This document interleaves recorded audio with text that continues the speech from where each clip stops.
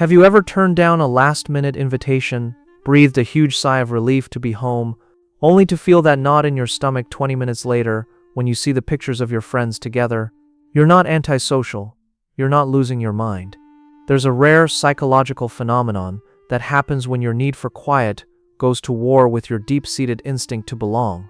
Today, we're going to explain exactly why your brain plays this trick on you, and what it reveals about your emotional intelligence. This war happening inside of you isn't imaginary. It's a real neurological conflict, waged between two of the oldest and most powerful parts of your brain. On one side, you have your self-preservation system, the guardian of your mental energy.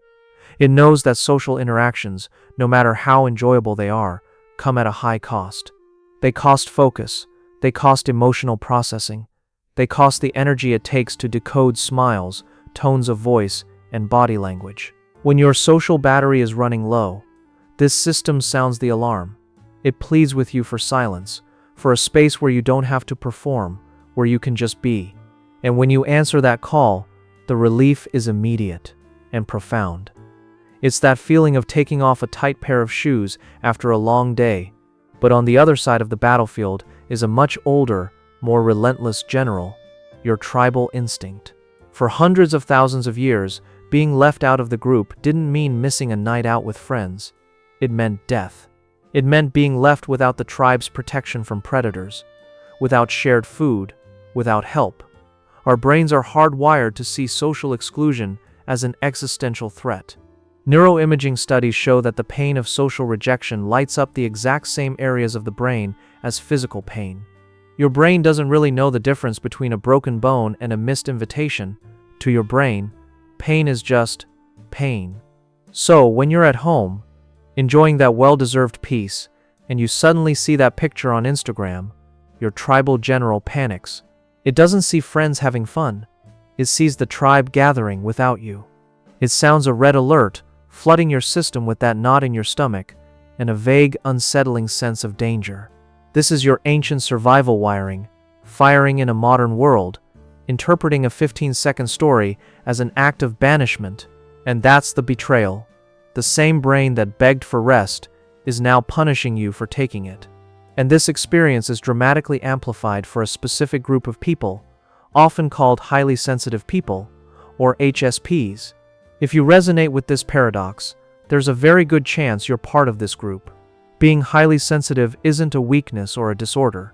It's a neurological trait. The brain of a highly sensitive person processes sensory and emotional information with far more depth and intensity. Think of it like having a high-end, studio-grade sound system. While most people just hear the music, you hear every single nuance. The singer's breath, the guitarist's fingers sliding on the strings, the faint reverb of the studio walls. It's a richer experience, but it's also incredibly exhausting. A simple conversation at a cafe is never just an exchange of words. For you, it's a symphony of micro-expressions, subtle shifts in tone, the emotional energy in the air, the hiss of the espresso machine, the light coming through the window. Your brain is processing all of it in high definition. This is why your need for solitude isn't a whim. It's a biological need to decompress. It's your nervous system demanding a pause to catalog, process, and file away the avalanche of data it just absorbed. For you, turning down that invitation isn't being difficult, it's an act of mental self-preservation. But here's the core of it. The very sensitivity that makes you need solitude is what makes the pain of exclusion so sharp. Because you process emotions so deeply, the sting of being left out isn't superficial. It reverberates. Your empathy, one of the hallmarks of high sensitivity, lets you vividly imagine the joy and connection your friends are feeling in that moment. You don't just see the photo. You can almost feel the energy in the room you're not a part of. And that ability to feel their joy, ironically, turns on you, amplifying your own sense of absence. Which brings us to one of the most liberating understandings of this phenomenon. This conflict isn't a sign that you're indecisive or socially inept. On the contrary, it's a marker of high emotional intelligence. The pain you feel seeing your friends together only exists because you value those connections so deeply. Someone truly indifferent or antisocial simply wouldn't care. They'd see the picture and scroll on. That ache in your chest is the price you pay for your capacity to form powerful, meaningful bonds.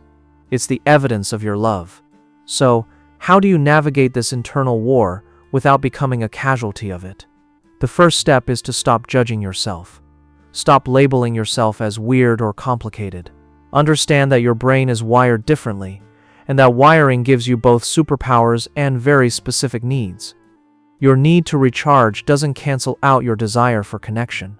They are both authentic parts of who you are. The key is conscious communication, both with yourself and with others. When you feel that pull to say no, honor it. But instead of making up some vague excuse, try being honestly vulnerable with the people you trust. Something like, "I would genuinely love to see you all, but my social battery is completely drained today, and I just need to recharge. But I'll be thinking of you, and I really want to hear all about it later. Can we grab coffee? Just the two of us, next week?" This approach does two powerful things. First, it validates both of your feelings, your love for your friends, and your need for your own space. Second, it reaffirms the bond, showing that your absence isn't a lack of interest, but an act of self-preservation. You're trading quantity of interaction for quality.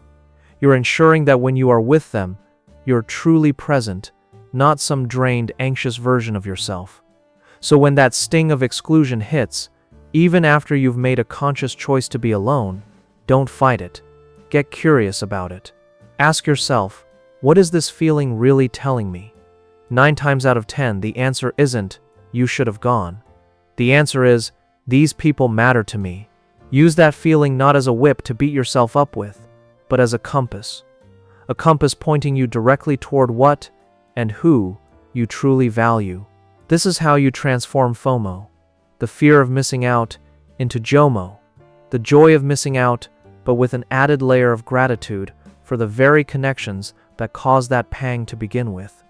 Look, at the end of the day, this paradox, loving your solitude but hating exclusion, is precisely what makes you such a profound friend, partner, and human being.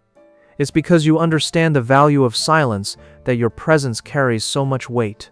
It's because you feel the ache of absence that your connections are more authentic. You're not broken. You're just wired to experience the world in high definition. And in a world that's loud and shallow, this ability to feel so deeply, both the peace of your own space and the warmth of your tribe, isn't a flaw. It's your rarest and most beautiful form of being human. If you've watched to this point, it's not by accident. It's because your brain was designed for this. To seek out the deep explanations, to find the patterns where others see only chaos. You're not like them, and it's time to stop apologizing for it and start using this difference as the evolutionary advantage that it is. Now, I want you to find your tribe, those who understand this language. Tell me in the comments, what was the first situation where you realized you were seeing the world with a resolution that the people around you simply couldn't process?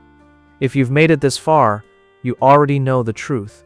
You're not broken, you're not antisocial, and you're not too sensitive. You are a high-resolution biological detection system, and that's not a flaw. It's an evolutionary advantage that the majority, stuck in the world's shallow noise, will never comprehend. If that sounds like you, that mind that has to decode every environment, that needs silence just to recalibrate, then you already belong here. The subscribe button isn't me asking for a favor, it's your formal declaration that you've found your tribe. The like isn't for me, either. It's a signal to find the others who, right at this moment, feel defective and desperately need to hear that their neurological wiring is a weapon. And now that you understand your system, the next step is to master your engagement with the world. The video appearing on your screen reveals how to turn that sensitivity into social authority. If you thought this analysis was powerful, what's in there will redefine your reality. Remember, you don't need to change who you are, you just need to understand who you are. And now, you do.